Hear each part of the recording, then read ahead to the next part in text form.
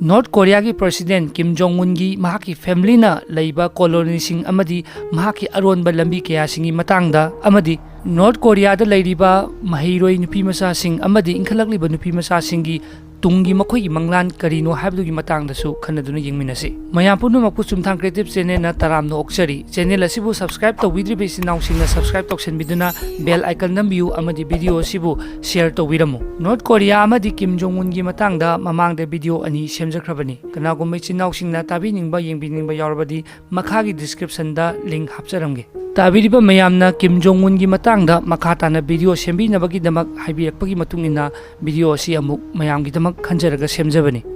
Kim Jong Un gi phattabagi matang khaktada nei haina mayamna comment da warau na haibirakpusu yawe miyoiba mo oibanina mahaki aphabasu kayam leramgani adubu mahaki aphabagi matang da su kari lebagi habdu thigacharaga makha tabada mayamgi mafamda thamjanaba honajagi malemgi lebak kaya da chatnariba chatna lonchat chatna kanglon asigi onna tainabada lebak asida makhoitagi oiba tonganba rule kaya chalaiba sina akhoigi ifamdadi aduki matik yamna tathi taoiba oina ubagi oirambasu yai adubu phare makha tana North Korea gi Kim Jong gi matangda kari lebagi habdugi matangda amuk neinaminarsi Atopa yeknaba lebaksing haibadi North Korea da yengsenduna ta mitaduna ta leiba lebaksing gi spy satellite singna Kim Jong Un asibu kadai da leibage haibadu laina khangtokpa ngamdanaba amadi kariguma khanglabasu tarai na khangba ngamdanaba mahaki aronba lambi kaya railways kaya amadi tunnel system kaya ama leiri Kangdong complex hariba mafam asi Kim Jong Un gi family gi di khwaidagi maru oiba complex singi manungda amani Hariba mafam asi Kim Jong Un na angang oiringai matamdasu ayambana mafam asida chawrkhiba mafam amani mafam asidagi chatkiba yaba lambi kaya ama leiri adubu karigumba hariba mafam asida khudongthiba tholokpa tarabadi mafam asidagi amuk aronba chathok chasin yaba tunnel sing habadi tangdong hariba turel asigi makhada huttuna chatpa yaba lambi kaya ama leiri hairi Tadong hariba turel asigi mathakta phawduna chatliba thong asida ayambana chathok chasin tawrabasu karigumba khudong thiba tagadaba amadi paw phattaba leiba matamda hairiba makhagi tunnel asi phawduna chatlaga mi tadaba chingnung manungda phawdok pham lei haina hairi hariba phawdok pham asi North Korea gi mi ayambana di khangma ngamdi haina asumna phongdokli akhang ahi khara amadi secret agency kharana asumna thajanari madudi North Korea da lainungda fit lising muki hena luba mafamda semba tunnel lising nipal muki mathakta hena leramgani haina panari tunnel sing aduda China da phawdokpa yaba emergency escape route yauna mile 30 muk hena sangba tunnel kharasu leiri hairi mayamna khangnariba Kim Jong Un gi office sing sigi mathakta aronba office kayasu lainungda leiri haiduna hairi hariba officing asida chatki harabadi elevator tongduna kumtharaga amuk motorcycle phawba tongduna chatli haibagi paw leiri masisu yamna angpa amani ngasi ekoina lambi chathok chasin tawgu matamda regulate tawnabagi damak siznariba traffic light amadi traffic signal asi North Korea hariba lebak asidadi ngasi phawba install tawdri Traffic signal light asigi mahutta masak matau phajarabi uniform phajana setpi nupi macha kaya oina sizinaduna leiri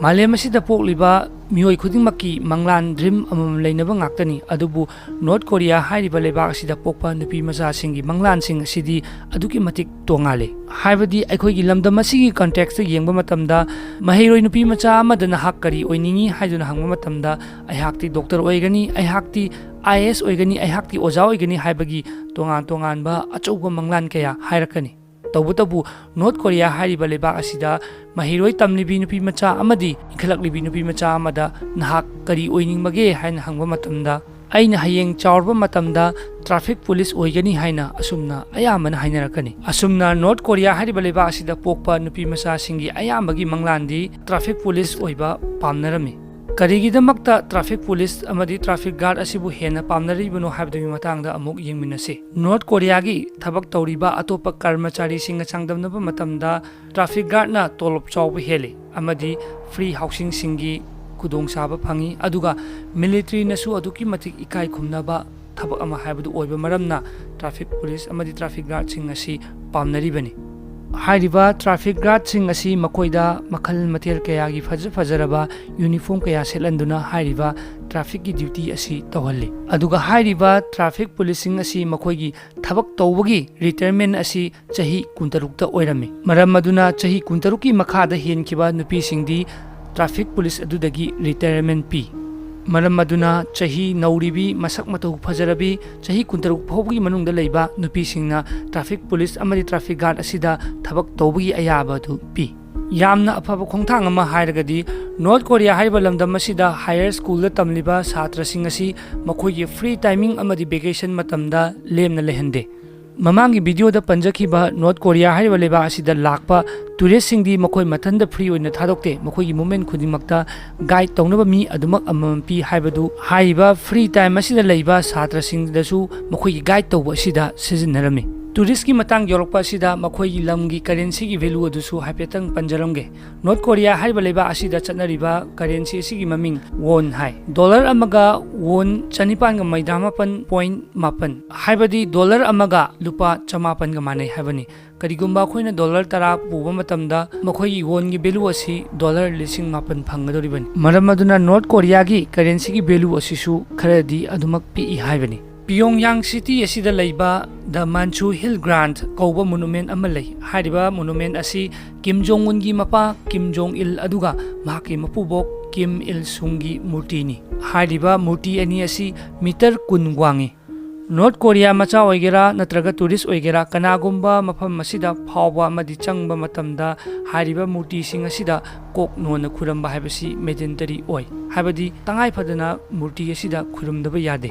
कनागुम्बना ngakanduna हाइरिबा मूर्ति असिदा खुरमदबा थोलबदी जेलदा मतम खरा थंबगी punishment लै tourist सिंगना हाइरिबा statue असी photo कापगी अयाबदुदी लै तबुदबु मखोइना photo काप मतमदा नियम चुमना मपुंग फाना कापतबा यादे हाबदी मखोइना photo कापा मतमदा मूर्ति अदुबु ननसिंदुना मखोइगी अतोपा मियोइसिंग head photo अदुगी frame मनुंग यावबा तारबदी मखोइ अदु jail थंबगी rule अमसु Larry कनागुमा मियोय अमना महाक कोनना statue अदुबु पुन्ना photo कामिनगी हाइरबदी महाकी नाकन लैगदोरिबा मूर्ति अदु फुल ओइना उगदबनी हाइबनी करिगुम्बा मियोय अदुना फोटो कापा मतमदा महाकना मूर्ति अदुबु ननजनबा नत्रगा मचेत मकाय हेड वहनबा मतमदा असुमना फोटो कापलंबा तारबदी हाइरबा मियोय अदु जेलदा थंबगी रूल सु लै असुगुम्बा नॉर्थ कोरियाना सेम्बा रूल सिंग असिगी मायोक्ता लैबसिंग थिंगनबगी दमक यूनिफॉर्म मखल कयागी ड्रेस सेटपा नुपी पुलिस सिंग कया डिप्लॉय तौदुना थमलिबनी नॉर्थ कोरियादा 3 जनरेशन रूल हाइबा अंगकपा रूल अमखक लै रूल असिगी मतंगदा अमुक मयामदा वाफम खरा थमजरके कनागुम्बा मियोय अमना फत्रबा तमथीरबा क्राइम तौरबदी जनरेशन अहुम पनिशमेंट पीबगी रूल लै हाइबदी करिगुम्बा अइना क्राइम अमा फत्तबा थबक अमा तौरबदी अइगी इचा अदुगा अइगी इसादुना अमु पोलकपा मसादु फावबा दंडी फंगदोरिबनी अदुगा अमरोमदा करिगुम्बा मियोय अमना क्राइम मचा अमा तौरगा जेलदा लैबा थोलबसु जेल अदुदगी मागी मियाद मतम लोइदना नानथोक्तुना चेनख्रबदी हाइरिबा 3 जनरेशन रूल असिसु चटनगनी तसेंगबदी करिगिनो हाइबदा क्राइम तौदुना महाक जेलदा लैरुरबसु करिगुम्बा नानथोकपगी चेनथोकपगी खुदोंसाबा फंगलबसु नानथोक्तनबा असिगुम्बा रूल सिंग असि थमलिबनी तसेंगबदी रूल असि अमरोमदा येंगलुरगदी यामना अफबा रूल अमदी ओइ हाइबदी कनागुम्बा मियोय अमतना हाइबदी नॉर्थ कोरियादा लैबा प्रजासिंग अमतना तमथीरबा क्राइम सिंग तौदनबा अमदी क्राइम तौरगसु जेलदा लैरबा मतुंगदा नानथोक्तुना चेनखिदनबा थम्बा रूल मखल अमनी मरम अदुना नॉर्थ कोरियादा लैबा प्रजासिंगी मफमदा क्राइम हाइबसी अदुकी मतिक नियमना थोई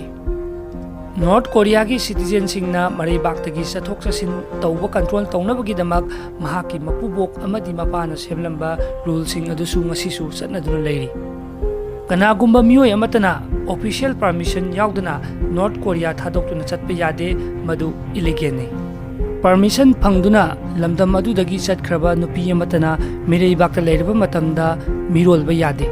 होय अमरोमदा मिरोलबा यादे थिंगी हाइबदी नते करिगुम्बा महांगना मिरोलदुना नॉर्थ कोरियादा अमुक हंजलप थोलबदी अंगांग अदुबु नॉर्थ कोरियादा हिंगना थंबा यादे मरमदी नुपी अदुगी पिबुकनुंगदा नावपुरीबा अंगांग अदु नॉर्थ कोरिया की असेंबा इरा नत्रगा पालमगी यानसिलबा इरा हाइबदु मखोइना खंगबा ngamde मरम अदुना मखोइगी असेंबा इ अदुबु ngaktuna thamnabagidamak हाइरिबा रूल सिंग असि थमलिबनी अमरोमदा मपालमदा लैख्रबा नुपी अमना ममित्ता मचा उदुना नॉर्थ कोरियादा पुसलक्तुना चंगकपा यादे अथिंगबा लै ꯅꯣꯔꯠ ꯀꯣꯔꯤꯌꯥꯒꯤ ꯇꯝꯊꯤꯔꯤꯕ ꯔꯨꯜꯁꯤꯡ ꯃꯤꯌꯣꯠ ꯃꯤꯅꯩ ꯀꯌꯥ ꯈꯥꯡꯕ ꯉꯝꯖꯗ꯭ꯔꯕ ꯄ꯭ꯔꯖꯥ ꯂꯤꯁꯤꯡ ꯀꯌꯥꯗꯤ ꯅꯣꯔꯠ ꯀꯣꯔꯤꯌꯥꯒꯤ ꯕꯣꯔꯗꯔ ꯊꯥꯗꯣꯛꯇꯨꯅ ꯆꯦꯟꯊꯣꯛꯂꯒ ꯆꯩꯅꯥꯗ ꯔꯤꯐ꯭ꯌꯨꯖꯤ ꯑꯣꯏꯗꯨꯅ ꯉꯁꯤ ꯐꯥꯎꯕ ꯍꯤꯡꯗꯨꯅ ꯂꯩꯕ ꯀꯌꯥ ꯑꯃꯁꯨ ꯂꯩꯔꯤ꯫ ꯍꯥꯏꯔꯤꯕ ꯒꯚꯔꯟꯃꯦꯟꯠꯀꯤ ꯄꯔꯃꯤꯁꯟ ꯌꯥꯎꯗꯅ ꯆꯦꯟꯊꯣꯛꯈ꯭ꯔꯕ ꯆꯩꯅꯥꯗ ꯔꯤꯐ꯭ꯌꯨꯖꯤ ꯑꯣꯏꯅ ꯂꯩꯔꯤꯕ ꯃꯤꯑꯣꯏꯁꯤꯡ ꯑꯗꯨ ꯅꯣꯔꯠ ꯀꯣꯔꯤꯌꯥꯗ ꯑꯃꯨꯛ ꯍꯜꯂꯛꯄꯒꯤ ꯑꯌꯥꯕ ꯂꯩꯇꯦ꯫ ꯀꯔꯤꯒꯨꯝꯕ ꯍꯜꯂꯛꯄ ꯊꯣꯛꯂꯕꯗꯤ ꯃꯈꯣꯏ ꯑꯗꯨ ꯁꯤꯕꯒꯤ ꯗꯟꯗꯤ ꯄꯤꯒꯗꯧꯔꯤꯕꯅꯤ꯫ ꯃꯔꯝ ꯑꯗꯨꯅ ꯋꯥꯟꯁ ꯅꯣꯔꯠ ꯀꯣꯔꯤꯌꯥꯗꯒꯤ ꯆꯦꯟꯊꯣꯛꯈ꯭ꯔꯕ ꯃꯤꯑꯣꯏꯁꯤꯡ ꯑꯗꯨꯗꯤ ꯋꯥꯔꯁꯨ ꯋꯥꯅ ꯃꯍꯥꯛꯅ ꯁꯩꯗꯥꯡꯗꯨꯅ ꯂꯩꯔꯤꯕ ꯃꯐꯝ ꯑꯗꯨꯗ ꯄꯨꯟꯁꯤ ꯆꯨꯞꯄ ꯈꯥꯡꯗꯨꯅ ꯂꯩꯕ ꯇꯥꯕꯅꯤ꯫